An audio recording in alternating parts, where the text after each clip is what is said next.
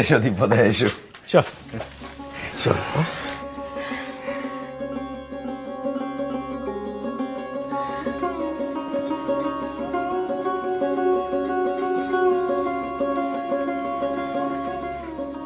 এখন কেমন আছিস বাবা?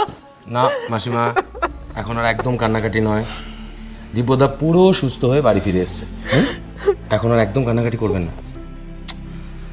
মনটা তো আজ আবার কি জরুরি কাজ আছে বলে যেতে পারলো না।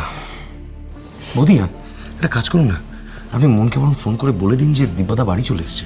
ঠিক আছে, আমি জানিয়ে দিচ্ছি। দাদা এসো, তুমি বসবে, এসো তো, এসো। জয়া, বসো। তোমার দাদা খুব এক্সস্টেড, এখন বরং ও নিজের ঘরে গিয়ে একটু রেস্ট নিক। ঠাকুরপো, এখন এটা একটু খেয়ে নিন। আমার জন্য ব্যস্ত হো না বৌদি, আমি ঠিক আছি। আমি এখন এখানেই একটু বসবো, কারণ আমার এক্ষুনি একটা জরুরি কাজ করার আছে।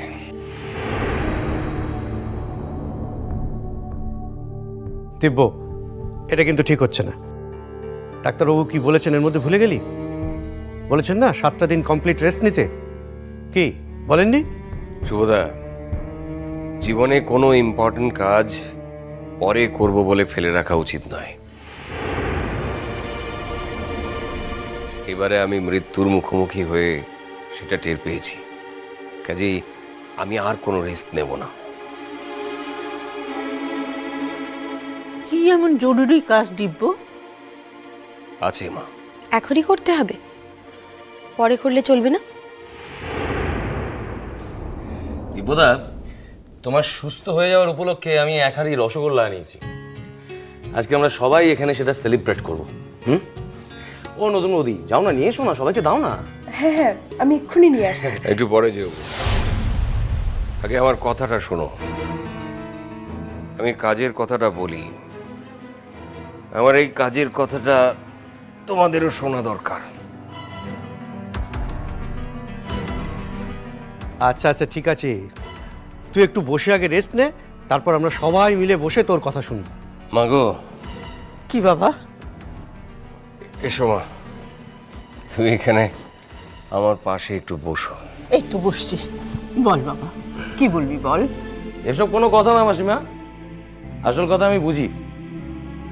আসল কথা হলো, এখন মাসিমার বুড়োধারী ছেলের এতদিন পর বাড়ি ফিরে মায়ের আহ্লাদ খেতে ইচ্ছে করছে,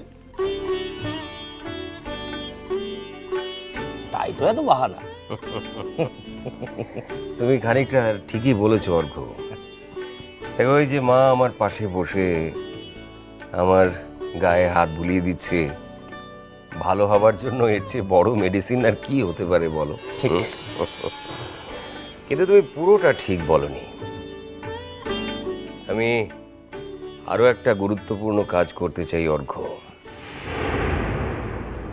আমি একটা উইল করতে চাই।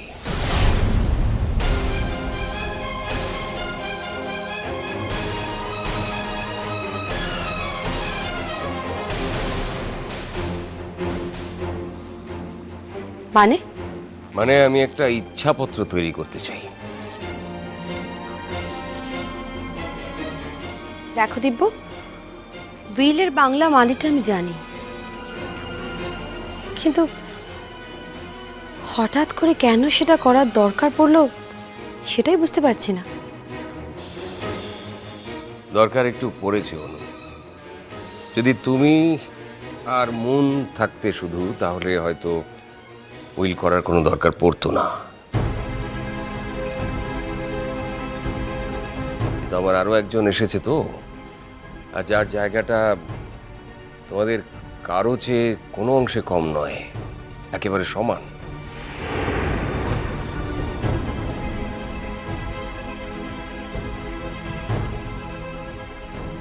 মানে কার কথা বলছো তুমি দিব্য? আমার ছোট মেয়ের কথা বলছি। তোমার বোঝা উচিত ছিল অনু।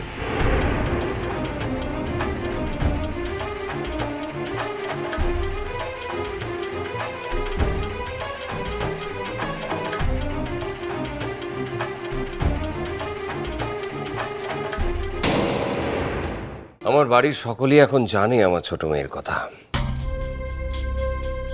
সেটা আমি জেনেছি। অর্ঘ্য জানে কি না আমি জানি না, কিন্তু না জানলেও ওর জানা উচিত, কারণ যেহেতু অর্ঘ্যই বানাবে আমার উইলটা, তাই দীপদা, বলছিলাম যে এখন এসব পারিবারিক কথা থাক না এখন, দীপদা থাক না। না, বললাম যে আমি আর কোনো প্রয়োজনীয় কাজ ফেলে রাখতে চাই না।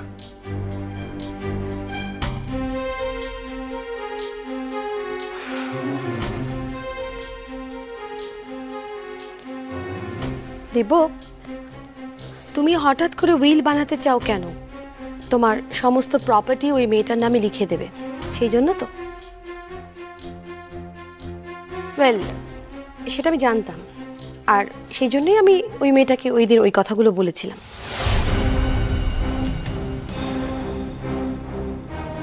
ঠিক আছে দিব, তোমার সমস্ত প্রপার্টি তুমি ওর নামে লিখে দাও।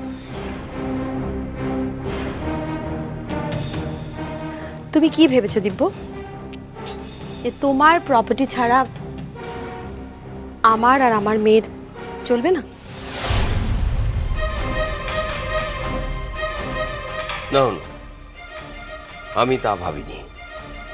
আর আমি বাহার নামে সমস্ত কিছু লিখে দেব এ কথাও ভাবিনি, কিন্তু বাহাকে তার প্রাপ্যটা লিখে দেব এ কথা ঠিক। একটা কথা স্পষ্ট করে শুনে নাও দিব্য, আমি কিন্তু তোমার প্রপার্টির লোভে এই বাড়ির মাটি আঁকড়ে পড়ে থাকিনি। হ্যাঁ, আমি কিন্তু সব কিছু ছেড়ে চলে গিয়েছিলাম, সুতরাং এটা প্রমাণিত যে আমি সব কিছু ছেড়ে চলে যেতে পারি। আর তুমি যদি সুস্থ থাকতে, তাহলে হয়তো আমার ফিরে আসারও প্রয়োজন হতো না।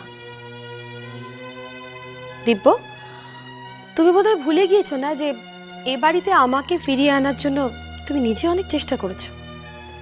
তুমি এত কথা কেন বলছো অনু? আমি তো এসব কোনো কিছুই অস্বীকার করছি না। বৌদি প্লিজ থাক না এসব এখন, পরে ধীরে সুস্থে না হয়। তুমি আমাকে কেন থামতে বলছো অর্ঘ্য? কথাটা তো আমি তুলিনি। দিব্য, কটা দিন যাক, সুস্থ হয়ে নি, তারপর না হয়। না মা, আমাকে আজকেই এ ব্যাপারে সিদ্ধান্ত নিতে হবে, আর সেই অনুযায়ী অর্ঘ্যকে বলে দিতে হবে। দিব্য, তোমার সিদ্ধান্ত নিতে কি এখনো বাকি আছে? না, তা বাকি নেই, তবে তোমাদের সকলের মতামতটা জানা দরকার। তার উপর কি কিছু নির্ভর করছে? তোমার সিদ্ধান্ত কি তাতে বদলাবে? না, তা হয়তো বদলাবে না, কিন্তু তোমরা তোমাদের মতামত জানাতে পারো। দিব্য, আমার অন্য ব্যাপারে একটা সিদ্ধান্ত জানানোর আছে তোমাকে। বল।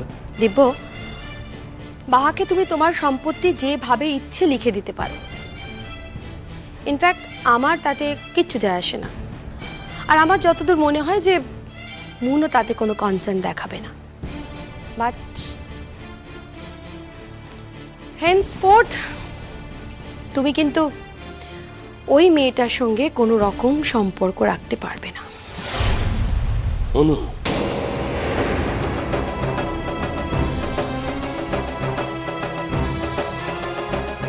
হ্যাঁ দিব্য, এই বয়সে এসে এই অপমানটা আমার পক্ষে সহ্য করা সম্ভব নয়, but you have option.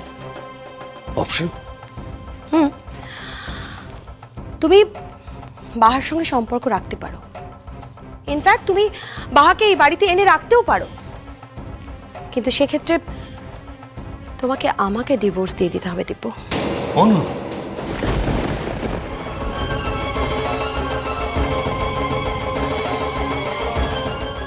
Choice is years দিব্য।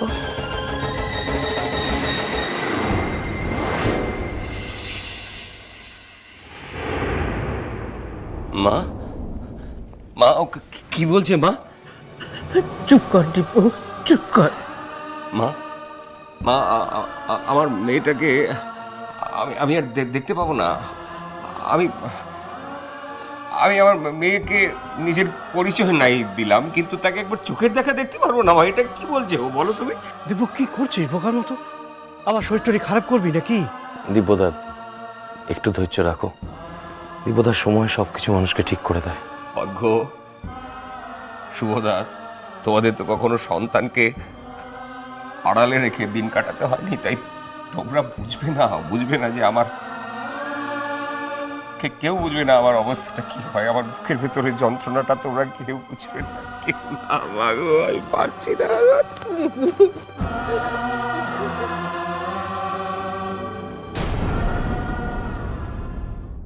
তো যে ভদ্রলোক তোমার সঙ্গে এসেছিলেন তিনি কে হন? তোমার আত্মীয়? ইসরে জানে কিলাই যেন কিছু, যে এসেছিল তাকে যেন একেবারে চেনে কিলাই। মিষ্টি কুটু মিষ্টি কুটু মিষ্টি কুটু।